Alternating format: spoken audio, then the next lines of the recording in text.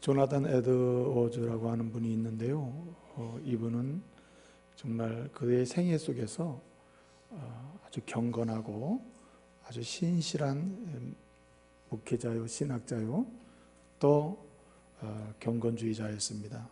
한마디로 청교도 신학자요, 청교도 설교가요, 청교도적인 정신으로 은혜의 복음을 증거했던 사람이 바로 에드워즈입니다. 조나단 에드워즈인데, 이 사람의 5대 손이 드와이트 에드워즈라고 하는 분이 있습니다. 이분이 책을 하나 썼는데요, 오래전에 나왔습니다만은 그 책의 제목이 우리말로 번역을 하면 내면의 혁명 또는 내면적 혁명이라 하는 이런 책입니다.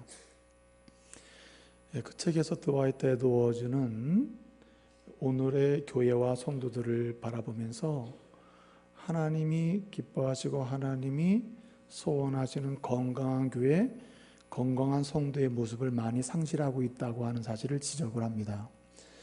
그러면서 그것을 지적하면서 그 지적하는 과정 속에서 오늘의 그런 문제를 잘 보여주고 그런 연약함을 잘 드러내는 것이 있는데, 그것이 뭐냐면 영적 성숙에 대한 기준이라는 겁니다.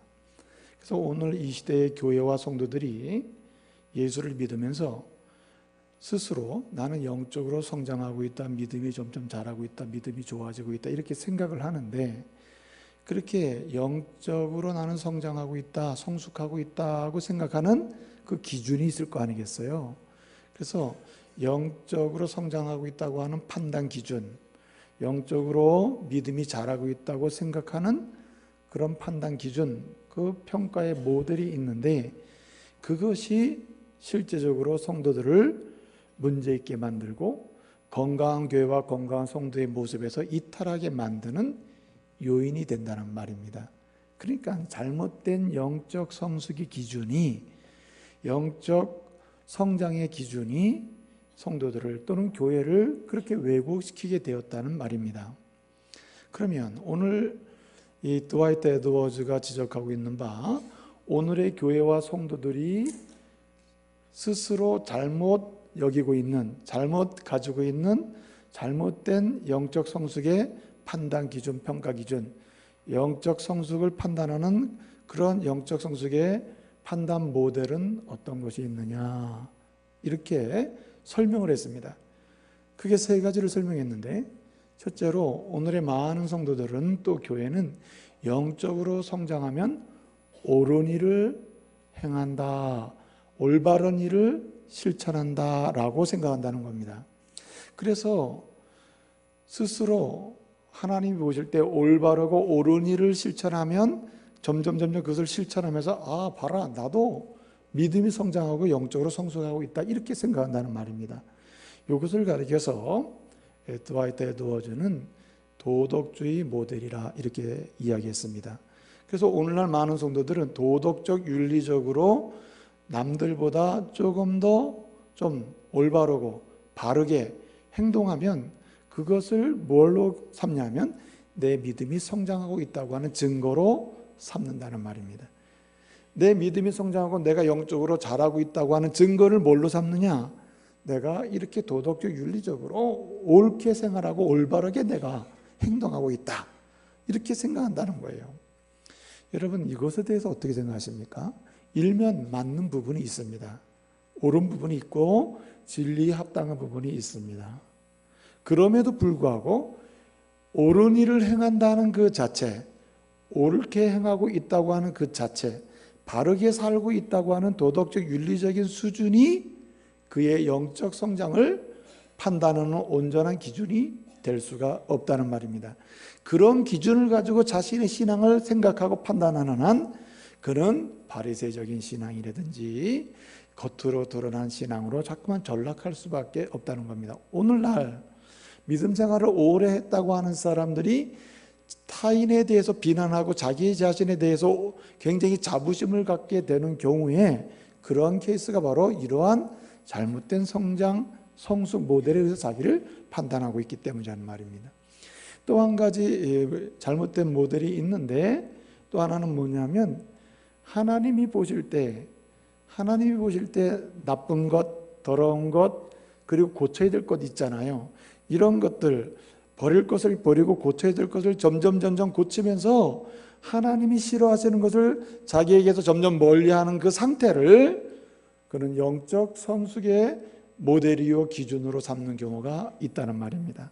그래서 옳게 행하는 것을 가지고도 영적 성숙의 기준으로 삼는 반면에, 어떤 사람들은 내가 하나님 만나고 하나님 믿고 나서 이렇게 하나님이 싫어하는 일 안 하고 있다, 하나님이 원치 않았던 일, 하나님이 책망하시는 그런 일을 내가 하던 습관을 다 버리고 있다, 그러니 내가 영적으로 성장하고 성장한 것이 아니냐, 이렇게 생각한다는 말입니다. 여러분, 이 부분에 대해서 일면 성경적 진리에 합당한 부분이 있습니다. 맞습니다. 성경을 보게 되면 영적으로 성숙한 사람, 영적으로 성숙한다면 그 사람은 하나님이 싫어하는 행동과 일로부터 점점 멀어진다는 사실은 확실합니다.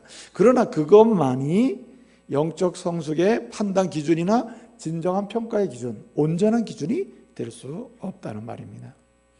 또 한 가지 기준이 있는데, 오늘날 많은 성도들이 이러한 모델에 함몰되어 있다고 지적을 합니다. 그것이 뭐냐면 남들이 하지 못하는 그런 영적인 독특한 경험, 한마디로 남들이 경험하지 못하는 이적이나 기적이나 어떤 신비적인 체험을 하게 되면 그것을 통해서 나도 믿음이 자라고 있구나, 성숙했구나, 이렇게 판단하는 경향이 있다 이 말이죠. 그것을 기준으로 성장의 모델로 삼으려고 하는 사람들이 있다는 말입니다.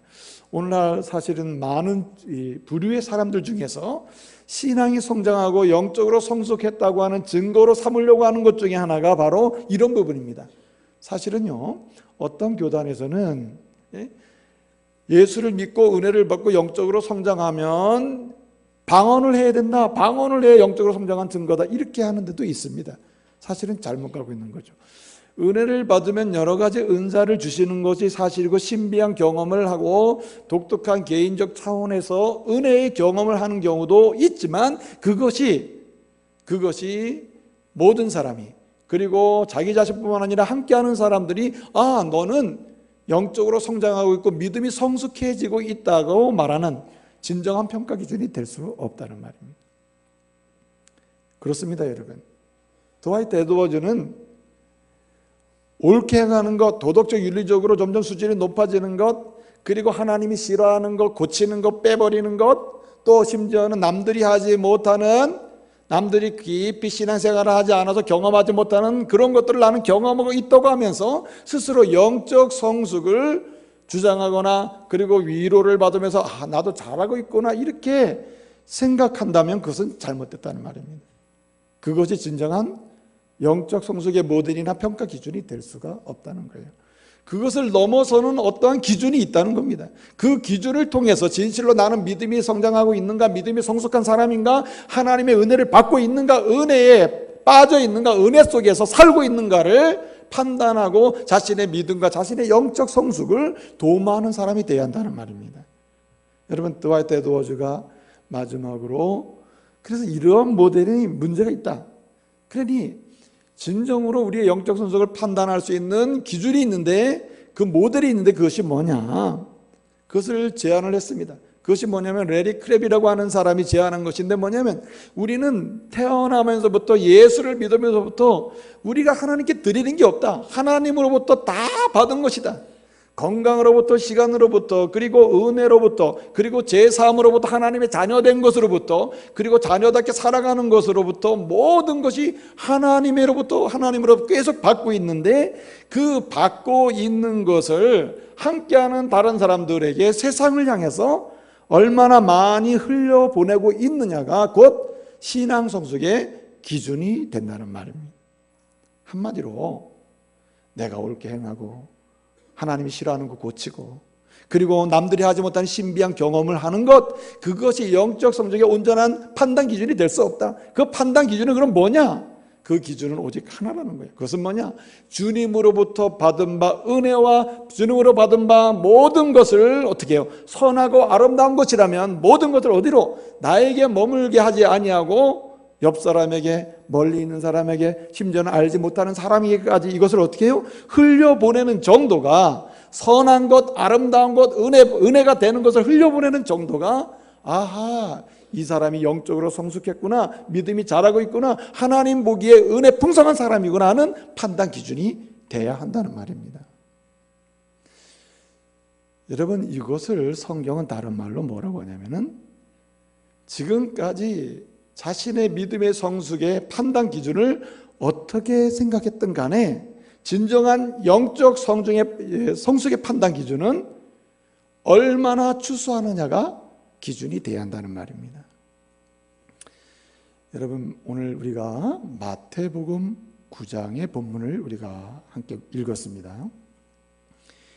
마태복음 7장 20절을 보면 7장 20절에 이런 말씀이 있습니다. 열매로 그들을 알리라 하는 말씀이 나옵니다. 한번 따라해 보실래요?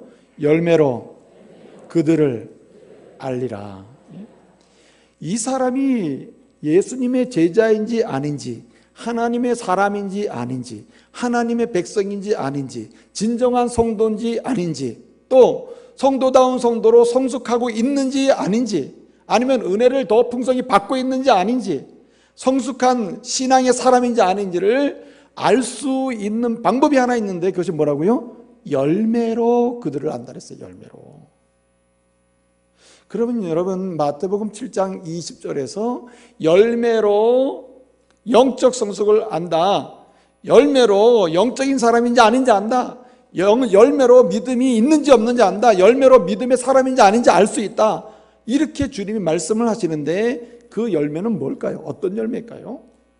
7장에서는 우리 주님께서 하시는 하나님의 말씀에 대해서 순종하는 것, 이것이 열매라고 말합니다. 그러면 여러분에게 묻습니다. 여러분은 이 7장 20절에서 말씀하신 기준으로 볼 때 정말 성숙한 사람이고 성숙한 사람입니까? 하나님의 말씀의 순종의 정도가 곧 그것이 열매입니다. 열매라고 말씀해요. 7장에서. 여러분, 얼마나 성숙하고 있습니까? 얼마나 믿음이 자라고 있습니까? 얼마나 하나님의 사람으로 은혜 받고 있는 사람입니까? 사실은 저 자신을 돌아보아도 참으로 하나님의 말씀에 순종하는 정도가 약하고 열심도 약하고 얼마나 부족한지 몰라요. 열매를 보게 되면 아직도 미성숙이라 굉장히 부끄러운 자리에 있다 이 말입니다. 근데 여러분, 7장에서는 열매로 그들을 알고 열매로 영적인 사람인지 아닌지, 성숙한 사람인지 아닌지를 아는데, 그렇게 말씀하면서 바로 말씀 순종이 그것이 열매에 해당된다 이렇게 말합니다. 그러면 도대체 이 말씀이 무슨 말이냐? 그 말씀은 맞는 말씀인데, 예수님 말씀이니까 맞는 말씀인데, 사실 우리 힘으로 하나님 말씀에 순종할 수 있는 능력이 없어요.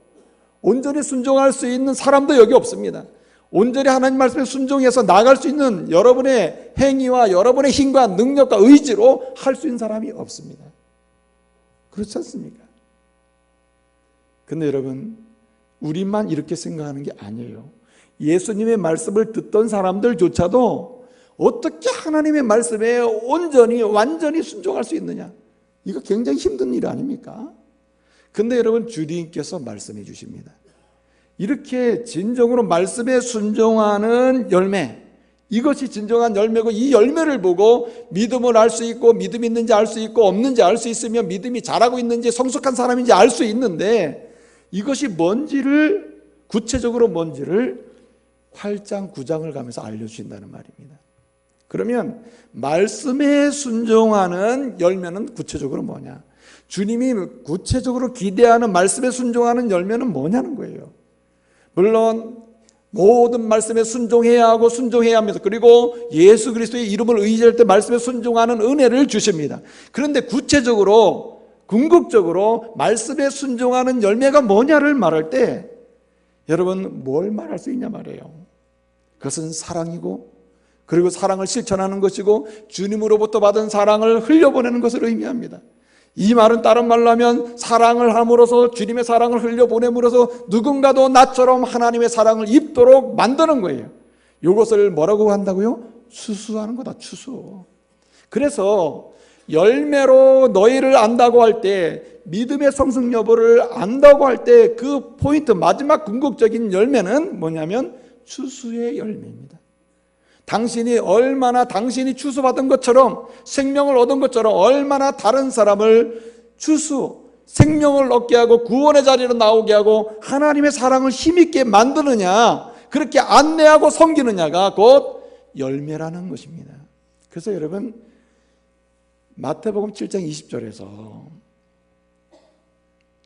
열매로 너희를 안다고 말씀하시고, 그 열매를 도덕주의적으로 스스로 행하는 공로에 의지하거나 그것을 설명하지 않도록 주님은 구체적으로 말씀하시는데, 8장을 보게 되면 무슨 일이 나옵니까? 8장 1절을 보게 되면 우리 주님이 나병 환자를 만납니다. 그리고 나병 환자를 고쳐주셔요. 그리고 우리 주님께 또 누가 옵니까? 백부장이 자기 하인을 고쳐달라고 나오면 우리 주님이 그 하인을 고쳐주시죠. 그리고 심지어는 우리 예수님이 베드로의 장모의 집에 가십니다. 장모의 집을 방문해요. 그 집에 갔더니 베드로의 장모가 어떻게 됐죠? 열병에 걸려서 지금 죽게 됐습니다. 우리 예수님이 열병에 걸린 베드로의 장모를 고쳐주십니다. 이 베드로의 장모를 고쳐주셨더니 이 사건이 알려지고 이것을 본 사람들이 소리에 소문이 나가지고 동네 각 지역에서 막 사람들이 막 밀려듭니다. 병든 자, 마음의 병든 자, 육체의 병든 자, 관계의 문제가 있는데 다 몰려오는 거예요. 여러분 8장에 보게 되면 우리 주님이 그들을 뭐 하셨다 그랬어요? 고쳐주셨다고 했어요. 그리고 우리 주님이 또 바다 위를 걸어가시는 기적을 일으키시고, 그리고 어떤 일을 하십니까? 귀신 들린 두 사람을 치료하시는 역사가 8장에 소개되고 있습니다. 이게 다 뭐 하는 것입니까? 바로 예수님이 보여줘요. 열매를 맺는데, 열매로 너희가 영적 성숙과 영적인 성장과 영적인 문제에 평가를 받는데 그 열매가 뭐냐를 보여주는 거예요. 나처럼 바로 추수하는 열매를 맺어야 그것이 너희의 믿음의 기준이 된다는 말입니다. 우리 예수님은요, 스스로를 추수하러 오셨다고 말씀하셨습니다. 그래서 우리 주님 8장에서 열매로, 7장 20절, 열매로 성숙을 알고 믿음 있는 줄 알고, 열매로 하나님의 사람인 줄 알고, 열매로 믿음이 성숙한 사람인지 알 수 있다. 그 열매가 뭐냐? 나처럼 추수하는 열매를 맺어라. 그리고 주님은 말씀을 하시고 실제 열매를 맺는 겁니다. 여러분 9장에 오면은 우리 예수님이 계속해서 추수를 하십니다. 무슨 추수를 하십니까? 9장 1절을 보게 되면 중풍병자를 어떤 사람들이 데리고 옵니다. 하나님이, 우리 예수님께서 그들의 믿음을 보시고 그 중풍병자를 고치셨다 그랬어요. 주님이 또한 다니시다가 누구를 건져주십니까? 추수하십니까? 제자 중에 마태를 추수하셔요. 여러분 9절을 보게 되면 이 마태에 대한 이야기가 쭉 나와요. 마태가 세리였죠. 여러분 유대인들, 예수님 당시의 유대인들 중에 죄인 취급하고 제일 멸시당했던 사람 중에 한 사람이 세리입니다. 세금을 받는 세리였습니다. 그 당시에는 로마 제국의 지배를 받았기 때문에 세리들이 로마에 말하자면 고용된 관리입니다. 그러니까 유대인들에게서 세금을 받아서 로마에게 바치는 거죠. 그때 이 세금에 플러스하는 거예요. 얼마를 더해서 받아서 자기가 착취를 하는 것입니다. 그래서 이 세리들은 죄인 중에 죄인으로 여겨졌습니다. 버림받은 사람이요, 인정받지 못하는 사람이요, 같은 유대인이면서도 함께 할 수 없는 사람으로 여겨졌습니다. 그런데 우리 주님이 그 불쌍하게 취급받고 버림받은 그 세리들 중에 대표적인 인물 한 사람을 구원하십니다. 우리 마태를 부르시는 거죠. 마태를 추수하시는 거예요. 그리고 우리 예수님이 또 어떻게 하십니까? 오늘 말씀을 보게 되면 9장에 보게 되면 9장 19절 이하를 보게 되면 어떤 사건이 벌어지고 있습니까? 그 말씀을 보게 되면요, 우리 예수님께서 금식 논쟁 이후에 특별히 한 관리가 내 딸이 죽었습니다, 내 딸을 살려주세요 하면서 우리 예수님께 오잖아요. 우리 예수님이 그 딸을 또 건져주셔요. 추수를 하십니다. 죽은 자리에서 살려주셔요. 그리고 심지어는 그 딸을 살리러 가는 동안에 12년 동안 혈루증, 하혈을 계속해서 여인으로서의 삶을 살 수 없고, 그리고 건강한 삶을 살 수 없어 정말 살아있으나 죽은 자 같은 이런 여인이 우리 예수님께 왔을 때 우리 예수님이 그를 고쳐주십니다. 심지어는요, 오늘 9장 말씀을 보게 되면요, 이 두 눈이 보이질 않아서 두 사람의 맹인이 예수님께로 나왔을 때 우리 예수님이 두 사람의 눈을 치료해주십니다. 심지어는요, 말 못하는, 귀신 들려 말을 못하는 벙어리가 된 사람을 우리 예수님께서 치료하시고, 오늘 35절에 뭐라고 말씀하십니까? 38절까지 해서 너희도 나처럼 뭐하라? 추수하라, 이렇게 말씀하시는 거예요. 그래서 여러분 10장 1절에 보게 되면 우리 예수님께서 말씀하십니다. 그러면서 그 제자들 12를 부르시고 2절을 보게 되면 그들을 보냅니다. 뭐하러 보냅니까? 나처럼 너희도 뭐하라? 추수하라 보내는 거예요. 여러분, 믿음이 있느냐 없느냐, 성숙했느냐 성숙하지 못했느냐, 진실로 은혜를 받았느냐 받지 못했느냐의 그 평가의 모델은 도덕성에 있는 것도 아닙니다. 윤리성에 있는 것도 아니에요. 그것을 포함하지만 그것을 뛰어넘습니다. 내 연약함을 치료받는 데 있지 않습니다. 그것을 뛰어넘어요. 남들이 하지 못하는 신비한 경험을 하는 것, 거기에 머물지 않습니다. 이걸 뛰어넘어요. 그런 것이 무엇입니까? 여러분, 우리처럼 누군가를 통해서 우리가 추수된 것처럼 우리도 예수님께서 우리에게 말씀하신 것처럼 너희도 뭐가 되나? 추수하는 일꾼이 되는 것입니다. 추수할 때에 그 사람이 믿음의 평가를 받기 시작하는 거예요. 여러분, 오늘날 수많은 사람들이 믿음을 자랑합니다만은 진정한 믿음의 자부심은 어디에 있느냐? 추수하는 사람이 되느냐 그렇지 않느냐에 있다는 말이에요. 그래서 여러분, 오늘 주님은 마태복음 1장부터 9장까지 오면서 주님이 끊임없이 하시는 말씀이 뭡니까? 여러분, 예수님은요, 일꾼이라고 하는, 여러분, 일꾼이라는 말은 본래 배에서 노를 젓는다는 뜻이거든요. 예? 옛날에 배는요, 배 밑창에서 노 젓는 사람이 따로 있습니다. 그래서 그 배가 전투함도 가고 가는 거거든요. 근데 예수님께서 교회에서 필요한 일꾼, 또 성전에서 필요한 일꾼, 하나님께서 쓰시고자 하시는 일꾼을 말할 때 그 일꾼 앞에 붙이는 수식어가 있습니다. 여러분, 예수님이 일꾼이라는 말을 쓰실 때 그 앞에 붙인 수식어가 어떤 게 있습니까? 그 수식어는 무슨 뭐 봉사하라, 찬송하라, 교회에서 뭘 하라, 뭐 하라, 이런 수식어가 전혀 붙은 적이 없어요.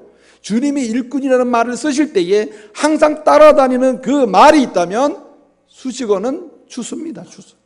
전도고 생명 살리는 것이고 한 영혼 불러내는 것이에요. 그렇기 때문에 진정으로 믿음이 있는가? 믿음이 있다면 뭐 하기 시작하는가? 추수하기 시작한다는 말입니다. 그리고 믿음이 성숙하는가? 성숙한 사람은 추수하는 사람이란 말이에요. 진정으로 성령 충만한 사람인가 아닌가는 무엇을 할 수 있는가? 그 평가 기준은 바로 추수에 있다는 말입니다. 그래서 여러분, 오늘날 얼마나 하나님의 교회 일꾼이 많습니까? 교회를 통해서 주님은 일꾼을 세우셔요. 그리고 많은 지역에 파송하면서 일꾼을 세우십니다. 근데 여러분, 여러 가지 명칭으로 많은 일꾼의 자리에 직분을 받았다 하더라도 그 일꾼의 진정성은 어디에 있는가? 여러분, 옳게 행한 거거나 바른 말하거나 바른 생각을 하거나 남들이 하지 못하는 특별한 영적인 행위를 하는 데 있는 게 아니고 뭐에 있어요? 추수에 있다는 말입니다.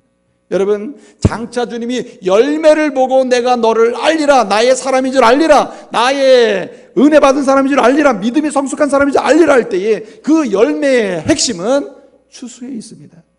우리가 구원받은 것처럼 나로 인해서 누군가 구원받고, 내가 생명을 얻은 것처럼 나로 인해서 누군가 생명을 얻고, 내가 주님의 사랑을 입은 것처럼 나로 인해서 누군가 그리스도의 사랑을 경험케 하는 것, 이것이 곧 주님이 찾는 열매라는 말입니다. 사랑하는 믿음의 가족 여러분, 주님은요, 많은 일꾼이 되기를 원하는 게 아니에요. 여러분에게 어떤 직분이 주어지고 어떤 역할이 주어졌든 간에 그 모든 직분과 역할의 마지막, 처음이자 마지막은 뭐였어요? 추수에 있는 것입니다. 여러분, 추수하는 하나님의 사람들 되시기를 바랍니다. 주님이 찾는 일꾼, 주님이 쓰시고자 하시는 일꾼, 주님이 사용하는 일꾼, 주님이 원하시는 일꾼은 추수하는 일꾼입니다. 추수하는 일꾼으로 우리는 나가야 한다는 말입니다. 그래서 여러분 오늘 말씀을 보게 되면 우리 예수님께서 12제자를 뽑아서 추수하는 일꾼으로 보내시기 전에 추수하는 일꾼이 될 만한 사람이 어떤 사람인지, 추수하는 일꾼이 되는 길이 어떤 길인지, 추수하는 사람은 어떤 사람인지, 추수할 일꾼으로 쓰임받는 사람은 어떤 사람인지, 그래서 영적으로 성숙하고 은혜 받는 사람은 어떤 사람인지를 오늘 말씀해 주고 있는 것입니다. 여러분, 추수하는 일꾼 되시길 바랍니다. 여러분, 어떻게 하면 추수하는 일꾼이 될 수 있습니까? 단순히 올바로 생활하는 자리에서 넘어서서 남들이 하지 못하는 독특한 은혜의 경험을 하는 자리를 넘어서서, 그리고 내 연약함과 하나님 앞에서 부끄러운 부분을 끊임없이 치료받는 것을 넘어서서 진실로 의뢰받고 영적으로 성숙한 사람, 곧 추수하는 일꾼으로 나가기 위해서는 어떤 사람이 되어야 한다는 말입니까? 여러분, 오늘 여기 37절 말씀을 보게 되면 36절 말씀을 보게 되면 우리 예수님께서 무리를 보시고 뭐 하셨다 그랬죠? 불쌍히 여기셨다 그랬습니다. 여러분, 누가 추수하는 일꾼이 될 수 있습니까? 세상의 한 영혼을 보면서, 믿지 않는 영혼, 불신 영혼 한 영혼을 보면서 볼 때마다 그리스도의 눈으로 보면서 불쌍히 여기는 마음의 사람, 불쌍히 여기는 마음이 가득 차 있는 그 사람이 곧 추수하는 일꾼이라는 말입니다. 여러분, 믿음이 있다면요, 불신 영혼을 보면 불쌍히 여겨집니다. 믿음의 은혜를 받고 있다면 이 불신 영혼을 보면 너무나 안타깝고 마음에 연민이 있어서 견딜 수 없는 마음이 있다는 거예요. 이것이 곧 추수하는 일꾼이 되는 길이라는 말입니다. 사랑하는 믿음의 가족 여러분, 여러분에게 믿지 않는 한 영혼을 볼 때마다 불쌍히 여기고 안타까워하는 이런 마음의 역사가 있기를 말씀으로 축복합니다. 오늘 말씀해 보게 되면요, 예수님께서 무리를 보시고 불쌍히 여겼다 그랬습니다. 여기 보시고 불쌍히 여긴다는 말, 이 말은요 이런 뜻입니다. 단순히 보시고 그냥 안타깝다 하는 정도가 아니라, 이 말씀의 원래 의미는 우리 어르신들이 하는 말로 이 창자가 끊어질 정도로 아픈 상태를 가리켜요. 견딜 수가 없는 상태를 가리켜요. 괴로워서 어쩔 줄 모르는 상태를 가리킵니다.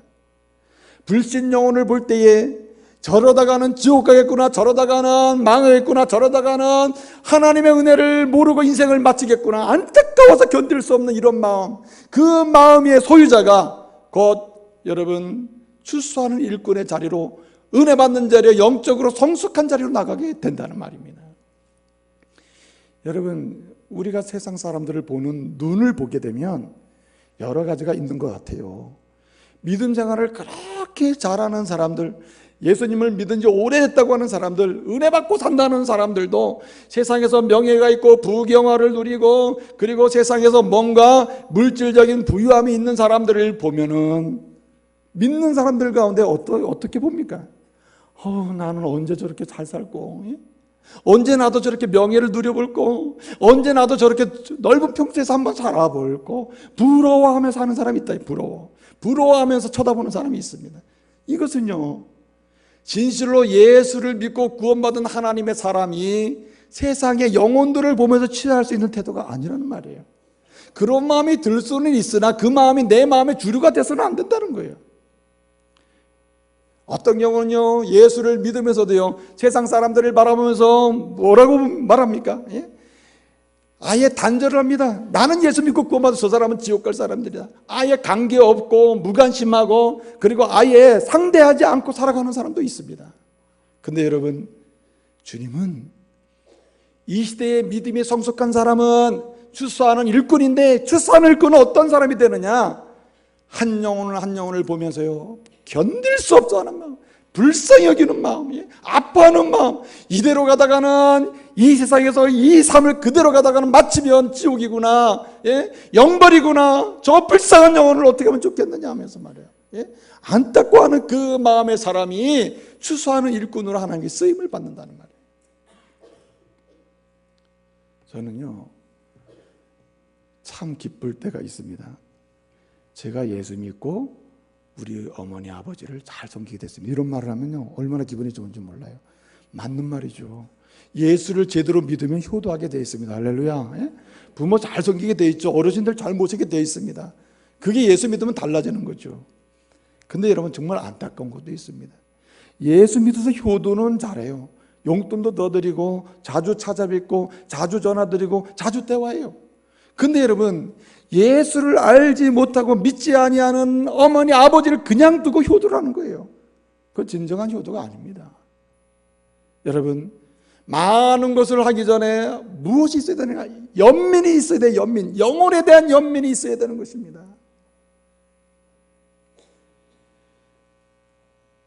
마르틴 미네르라고 하는 목사님이 계셨는데요, 2차 세계대전 당시에 나치 히틀러 있잖아요. 히틀러가 유대인들을 많이 죽이고 세계를 전쟁의 도가니로 몰아넣어서 얼마나 많은 피해를 입혔습니까? 이 히틀러에 대해서 그 당시에 수많은 목사님들이나 크리스찬들이 항거 운동을 했습니다. 죽이려고 한 거예요. 어떻게 하면 저 사람들을 죽여요? 히틀러를 죽일까? 죽여야 된다. 그래서 이 마르틴 미네르 목사님도 그런 항거 운동에 뛰어들었다가 전쟁 말미에 8년간의 옥살이를 하게 됩니다. 이 8년간의 옥살이를 하고 이제 나와서 이제 지내게 되는데, 전쟁이 끝날 무렵이에요. 어느 날 꿈을 꾸게 된 겁니다. 꿈을 꿨는데 하나님 앞에요, 많은 사람의 줄을 딱 서 심판을 받는 겁니다. 심판을 받는데 하나님 앞에 쓴 사람마다 그냥 자기 자신만 보면서 너무 어쩔 줄 몰라 하는 모습으로 심판을 받는 거예요. 그래서 뒤에서 줄을 서서 쭉 기다리는데 중간에 어떤 사람이 딱 하나님 앞에 서더니만, 이 사람은 앞만 보고 자기 자신을 보면서 부끄러워하고 막 이렇게 심판받는 게 아니라 계속 뒤를 돌아보면서 막 변명을 하는 거예요. 변명을 하면서 누굴 보면서 하냐면 이 마르틴 미네르 목사님을 보면서 저 사람 잠깐 가리키면서 변명을 막 하는 겁니다. 하나님께서 마르틴 미네르 목사님에게 이렇게 얘기했다는 거예요. 내가 이 사람을 죽이려고 했고 항거하려고 했고 이 사람을 죽이면 전쟁이 끝날 것 같고 이렇게 했는데 끝났느냐? 내가 그렇게 해서 뭔가 됐느냐? 하면서 묻습니다. 너는 이 영혼을 사랑했느냐? 이 영혼을 불쌍히 여겼느냐? 대적하고 적으로 여겼을지 모르지만 이 영혼을 정말 불쌍히 여겼느냐? 그리고 복음을 전했느냐? 예수의 십자가를 정말 전했느냐 말이에요. 그렇게 묻더라는 거예요. 그런 꿈을 7번 꿨대, 7번. 그리고 그 마음에 이 전쟁의 책임은 히틀러에게 있는 게 아니라 누구에게? 나에게 있구나. 이렇게 깨닫고 전쟁 백서라고 하는 글을 냈습니다. 이 마르틴 미네르 목사님이. 그 글의 핵심은 뭐냐면 회개하는 겁니다. 내가 한 영혼을 뭐 하지 못했어요? 불쌍히 여기지 못했다는 겁니다. 여러분, 가정생활하기 힘들죠. 시어머니 시아버지 모시고 살기 힘들고 어른들 대접하기 힘들잖아요. 그래서 많은 분들이 오면은 주여 우리 시어머니 좀 고쳐주세요, 우리 시아버지 좀 고쳐주세요, 내가 정말 시집살이 너무 힘듭니다, 이러고 눈물을 흘며 기도하는 사람 많습니다. 근데 정말 주님이 원하시는 마음은 뭐냐? 믿음이 성숙한 사람이요 은혜 받은 사람이라면 그 영혼을 뭐예요? 불쌍히 여겨야 한다는 거예요. 그 영혼을. 예? 여러분, 서울로 이사를 가신 권사님이신데 그 권사님이 남편도 예수를 믿지만 교회를 잘 안 나와요. 왔다 갔다 하셔요. 그 권사님 열심히 예수를 믿습니다. 근데 그 시아버지는 완전히 유교. 예? 그래서 예수를 안 믿어요. 그 예수님을 전해서 이 추수를 해서 생명의 은혜를 누리도록 하고자 하는 열망과 소원은 있는데 말을 할 수가 없어요. 말 잘못했다가는 그냥 그날로 끝나는 겁니다. 그래서 이 며느리 되는 이 권사님이 항상 수년 전부터 생각을 하는 거예요. 어떻게든지 복음을 전해서 구원을 해야 되는데 방법이 없는 것입니다. 근데 여러분, 어느 날 가족 모임이 있던 거예요. 가족 모임, 전체 가족이 모여서 이제 함께 식탁 교제를 하고 시간을 대화를 나누는데 그 권사님의 딸이 하나 있거든요. 이 딸이 얼마나 믿음을 생활을 잘하는지, 예수님을 얼마나 사랑하는지, 예수님이 주신 이 복음의 은혜, 제사함의 은혜가 얼마나 감사하다고 고백하는지, 이 딸이 그렇게 믿음 생활을 잘해요. 근데 여러분, 그 가족 모임이 끝날 무렵에 이 딸이 할아버지의 손을 잡는 거예요. 할아버지 사랑한다고. 그러니까 할아버지가 얼마나 좋아하겠어요. 손녀딸이 사랑한다고 하니까. 사랑한다고 할아버지 사랑해요. 할아버지 정말 사랑해요. 아이, 3번 4번 하면서 계속 우는 겁니다. 이 딸이, 이 손녀딸이 막 우는 거예요. 그러니까 할아버지가 처음엔 좋았는데 나중에 걱정이 되는 거예요. 아니 좋으면 그냥 웃어야지 왜 우냐 왜 우냐. 그랬더니 이 손녀딸이 하는 말이, 할아버지 이렇게 좋은 할아버지, 이렇게 좋은 할아버지, 내겐 소중한 할아버지가 이제 얼마 남지 않으셨는데 오래오래 사셔야 되지만 이제 연세도 드셨는데 이렇게 사시다가는 지옥 가는데, 예? 멸망하는데 영벌을 받으시는데 나는 못 봐요. 나는 못 봐. 할아버지 예수 믿어야 돼. 그러면서 할아버지 손을 잡고 그렇게 얘기했다는 거예요. 그랬더니 이 할아버지가, 예? 얘기하기를, 뭐 예수 믿기 그렇게 어려운데 왜 이렇게 우냐고, 울지는 말라고 말이야. 예? 그리고 예수 믿겠다고 약속을 했다는 거예요. 할렐루야. 여러분, 그 손녀딸이 무슨 쇼를 했습니까? 그 손녀딸이 뭐가 한번 할아버지 다 울어볼까 이랬습니까? 아니죠. 이 손녀딸이요, 예수 그리스도를 통해서 받은 그 죄사함의 은혜, 죄와 사망 가운데 있을 때 나를 위해서 십자가에 죽으시고 그 보혈의 피를 흘리신 예수님의 그 은혜, 그 사랑이 너무나 감격스럽고, 이 은혜가 아니면 지옥 가고 이 은혜가 아니면 열망당할 수밖에 없구나 하는 것을 깨닫고 말해요. 할아버지를 보니까 너무나 불쌍한 거예요. 모든 가족이 다 예수를 믿는데 할아버지가 믿지 않는 거, 이 사실을 너무나 안타깝게 여기는 거예요. 그리고 그 할아버지를 놓고 안타깝게 여기고 불쌍히 여기면서 기도하고 나를 잡아서 그렇게 손을 잡고 기도했을 때 할아버지가 돌아오는 거예요. 할렐루야. 여러분, 누가 추수하는 일꾼이 됩니까? 한 영혼을 볼 때 불쌍히 여기는 그 영혼, 그 사람이 우리 주님이 보실 때 믿음 좋은 사람이에요. 영적으로 잘한 사람이에요. 성숙한 사람이에요. 그 사람이 추수하는 일꾼이요, 하나님의 교회를 부흥케 하는. 여러분, 교회의 건강성이란, 여러분 가정의 건강성이란 어디에 달려있느냐? 여러분, 한 영혼 한 영혼을 불쌍히 여기고 그 연민을 가지고, 영적 연민을 가지고 안타까워하면서요, 그렇게 여기는 이런 안타까운 마음, 불쌍히 이런 마음으로 가득 찬 가슴을 가진 성도가 많은 교회가 건강한 교회예요. 그런 성도가 많은 가정이, 그런 가정이 잘 될 수 있는 가정이에요. 그래서 여러분, 이렇게 추수하는 일꾼이 되기 위해서는 여러분 이렇게 불쌍한 마음, 한 영혼을 볼 때 안타까워하는 이런 마음의 소유자가 되어야 하는데, 이게 그냥 되는 게 아니죠. 여러분, 이런 마음을 우리가 막 갖고 싶다고 되는 게 아닙니다. 그래서 추수하는 일꾼들을 보게 되면 어떤 특징이 있습니까? 여러분, 때와 시를 가리지 않냐고 어떻게 합니까? 전능하신 하나님, 자기를 구원하신 예수 그리스도, 졸지도 주무시도 아니하시며 자기를 지키시면서 자기를 사용하셔서 일하기를 기뻐하시는 그 주님 앞에 어떻게 해요? 날마다 부르짖는 거 아니겠어요? 그래서 여러분, 오늘 38절을 보게 되면 우리 주님 뭐라니, 너희도 나처럼 추수하는 일꾼이 되라. 나처럼 추수하는 일꾼이 되라. 그러기 위해서는 추수할 주인에게 뭐하라? 38절을 보니까, 그러므로 너희는 추수할 주인에게 뭐하여? 청하여 라고 해요. 청하여. 네? 여러분, 헬라어로 이 청한다는 말은 데데테라는 말입니다. 이 데데테라는 말은 다르게 번역을 하면 기도한다는 말입니다. 기도. 여러분, 한 영혼을 사모하고 싶고 사랑해야겠는데, 이런 마음에 가득 차기를 소원해야 하는데, 이런 마음으로 뭔가 능력의 건세를 가지고 뭔가 추수를 해야 되겠는데, 여러분 어떻게 해야 한단 말입니까? 그래서 여러분, 한 영혼을 불쌍히 여기면서 이 영혼을 구원해야 하는데 라면서 우리 전능하신 주님께 간절히 부르짖고 간구할 때 하나님은 이 사람을 추수할 일꾼으로 사용하실 줄로 믿습니다. 여러분, 건강한 교회, 부흥하는 교회, 부흥의 가능성이 있는 교회, 그리고 끊임없이 세계 속에서 쓰임받는 교회, 세계의 선교사를 파송하고 가정을 축복할 수 있는 이런 능력 있는 교회의 힘은 어디서 나옵니까? 여러분, 한 영혼을 구원하기 위해서 여기저기서 부르짖는 눈물의 기도의 일꾼들이 여기저기 있는 교회가요, 힘 있는 교회예요. 여러분, 부흥하는 교회입니다. 여러분, 우리 주님께서 말입니다, 교회와 가정을 이야기할 때, 특별히 성전을 이야기할 때, 성전에 대해서 내 성전은 아버지 집은 이런 집이다 이런 집이다 많이 설명하지 않았어요. 주님은 오직 딱 하나 설명했어요. 주님은 오직 나는 추수하러 왔다, 너희도 추수하는 일꾼이 되라. 그러므로 내 집에 대해서 잘 이해하라. 내 집은 뭐 하는 집? 기도하는 집이라 했어요. 여러분, 무슨 기도하는 집이 하나님의 집입니까? 무슨 기도하는 집이 여호와의 집이고 예수 그리스도의 집이고 교회입니까? 여러분, 주여, 내 나로 하여금 인생의 번영을 주시고 내 인생에 뭔가 세상 사람처럼 남부럽지 않게 살게 해달라고 하는 것, 이런 것입니까? 남들처럼 나도 도덕적으로 우수하게 해주시고 내 문제 고쳐주시고 말이죠, 나도 신비한 체험하게 해달라고 부르짖는 게, 그게 교회 기도하는 집이냐 말이에요. 우리 주님이 말씀하시는 기도하는 집, 내가 추수하러 왔다, 너희도 추수하는 일꾼이 되라. 하나님의 성전 교회는 기도하는 집이다. 무슨 기도? 저 불쌍한 영혼 어떻게 하면 구원할 수 있습니까? 나는 힘이 없습니다. 능력이 없습니다. 내 마음에 열정은 있는데 할 수 있는 능력과 말할 수 있는 주변도 없고 지혜도 없습니다. 어떻게 하면 좋습니까? 말이에요.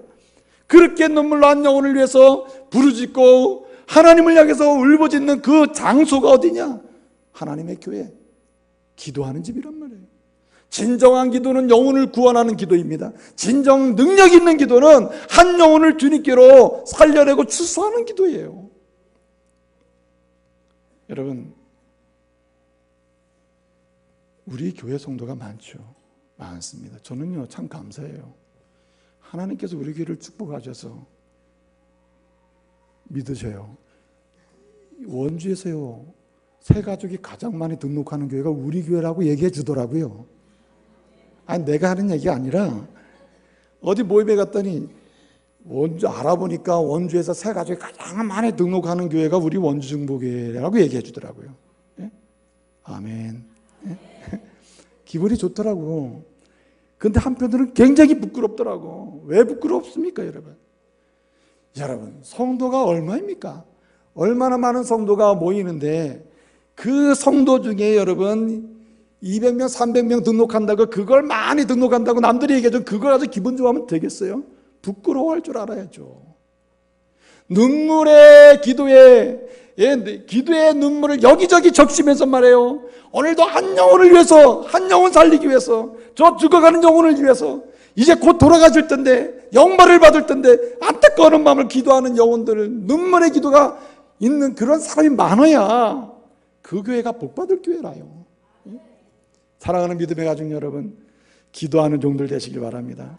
많은 기도하기 전에요, 주여 나도 누군가를 통해서 추수받았는데 주여 나를 통해서 추수하게 하옵소서. 나도 추수하는 일꾼, 영적으로 성숙한 인물 되게 해달라고요. 하나님 나를 먼저 이 우리 가정에서 김씨 가문에서 이씨 가문에서 먼저 나를 구원해 주셨는데 주님 나로 하여금 우리 가문을 추수하는 사람 되게 해달라고. 우리 가문에 믿지 않는 어르신, 믿지 않는 형제자매, 믿지 않는 동생들, 믿지 않는 사람들 주여 이름을 불러가면서요 하나님의 교회에 올라오면 시간 가는 줄 모르고요 그 영혼을 위해서 울부짖어 기도하는 사람, 하나님이 그를 그 가문의 추수꾼으로 반드시 쓰실 줄로 믿으시길 바랍니다.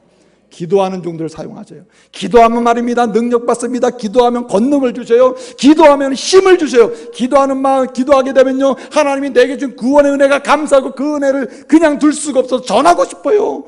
능력을 받게 되는 것이에요. 제가요 올 6월 달에 제가 저 수원 평택 지역에요 여름에 이제 성경학교 하잖아요. 여름 성경학교. 여름 성경학교를 준비하기 위해서 교사 강습회를 하는데 그 교사 강습회 이제 제가 말하자면 이제 강사로 갔거든요.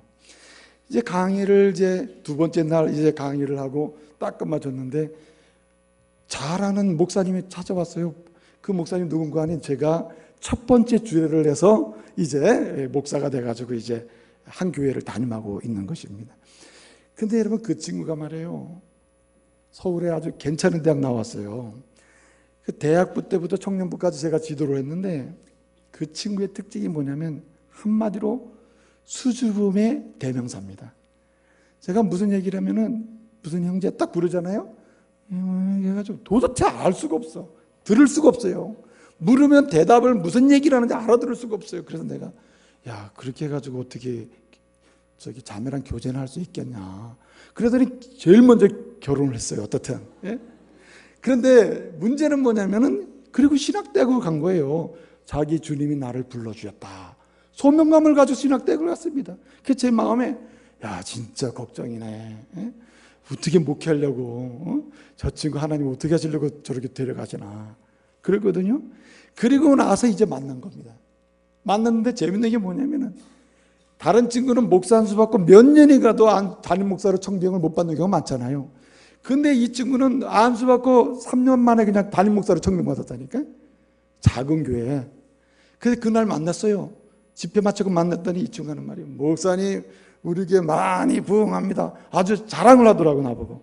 그래서 어떻게 말은 잘해요? 내가 그랬더니 이 친구가 아이 목사님 그런 말씀 말라고.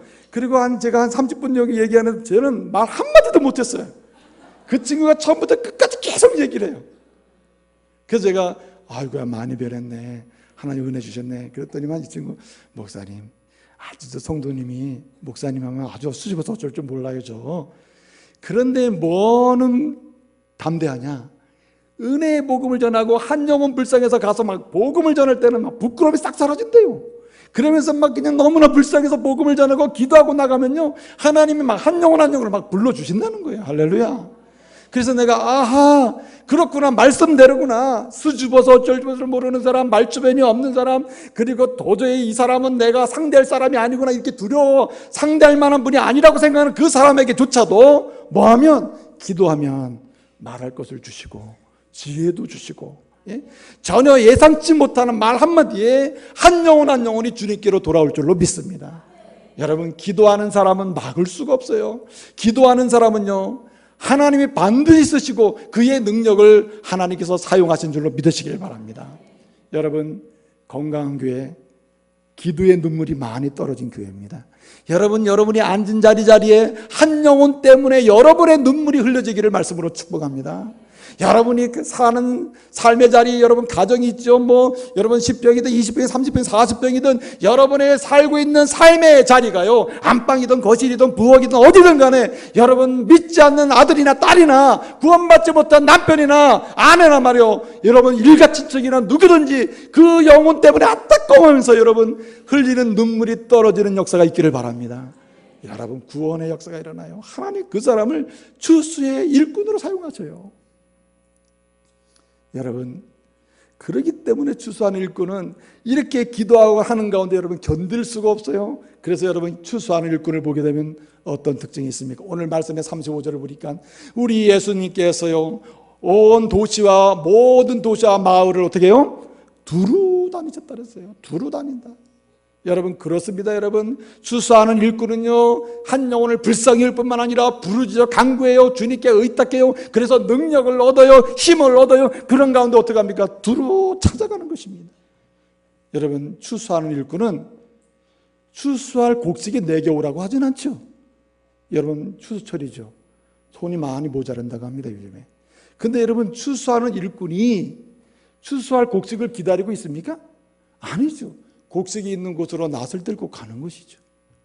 여러분, 그래서 진정으로 성숙한 하나님의 사람, 그래서 추수할 일꾼으로 쓰임받는 사람을 보게 되면 어떤 사람이냐? 그는 두루 찾아가는 사람이에요. 두루 찾아가는 사람. 여러분, 여기 두루 찾아간다는 말의 의미는요, 편견을 갖지 않는다는 뜻이에요. 편견을 갖지 않는다. 내가 좋아하는 사람만 전도하고 내 친구만 전도하고 내가 반드시 전도해야 될 사람 내 몇 명만 전도하고, 이게 아니라는 거예요. 차별 없지, 구별 없지, 편견을 갖지 아니하고 어떻게 해요? 하나님이 내 눈에 뜨이도록 내 발이 갈 수 있는 곳으로 가는 곳마다 어떻게 해요? 그는 지체 없이 복음을 전한다는 말이에요. 여기 두루 다닌다는 말은요, 또 뿐만 아니라요, 여러분 쉬지 않고 열정적으로 전도한다는 뜻입니다. 쉬지 않고 열정적으로 하나님이 내게 주신 에너지 모든 것을 다 사용해서 마음껏 전도한다는 것이에요. 하나님은요, 내게 주신 은혜가 너무 감사하고 기뻐서 내게 주신 것이 너무나 다 주님의 것임을 시인하면서 너무 감사합니다 하면서 아낌없이 주를 위해서요, 한 영혼을 구원하기 위해서는 아끼지 않고 헌신하는 이 사람을 긍휼히 여기시고 주님께서 필요를 공급해 주신다는 말입니다. 여러분, 오스왈드 샌더스라고 하는 사람이 있어요. 이 오스왈드 샌더스라는 사람이 쓴 책 중에 제자학교라는 책이 있습니다. 제자학교. 그 제자학교를 보게 되면 정말 추수꾼은 누구냐, 정말 추수하는 일꾼이 누구냐, 정말 믿음이 성숙하고 은혜가 충만해서 하나님께 쓰임받는 사람은 누구냐, 특별히 다른 점이 있대요. 정말 추수하는 일꾼과 추수하지 않는 사람, 일꾼이 아닌 사람, 성도의 두 부류가 있는데 그 부류의 특징 중에 하나가 뭐냐면 물질을 취급하는 게 다르대요. 샌더스에 의하면요, 모든 물질은 우리 손에 올려놓고 있는데 어떤 사람은 이 물질을 꽉 쥐고 이건 내 거야 하면서 사는 사람이 있대요. 예수를 믿으면서도 내 거야 하면서만 사는 사람이 있다는 거예요. 근데 여러분, 샌더스는 말하기를 정말 추수꾼은 어떤 사람이냐, 두루 다니면서 전심으로 불쌍히 여기면서 한 영혼 한 영혼 구원하는 사람은 어떤 사람이냐? 물질을 여기 올려놓고 내게 주신 것을 이 손에 올려놓고 주님 주께서 내게 주신 것인데 주님이 원하시는 곳에 내가 드리겠으니 주님이 말씀해 달라고 하면서 이 손바닥을 벌리고 이 물질을 읽고 또는 주님이 주신 것들을 여기 올려놓고 그냥 필요한 것을 찾아다니는 사람이라는 거예요. 그게 제자교의 중요한 특징이라는 겁니다. 이제 말씀을 마치겠습니다. 사랑하는 성도 여러분, 에밀 브루너라고 하는 사람이 있는데 이 사람이 그런 말을 했습니다. 불은 탐으로서 존재하듯이 교회는 추수함으로 존재한다고 말했습니다.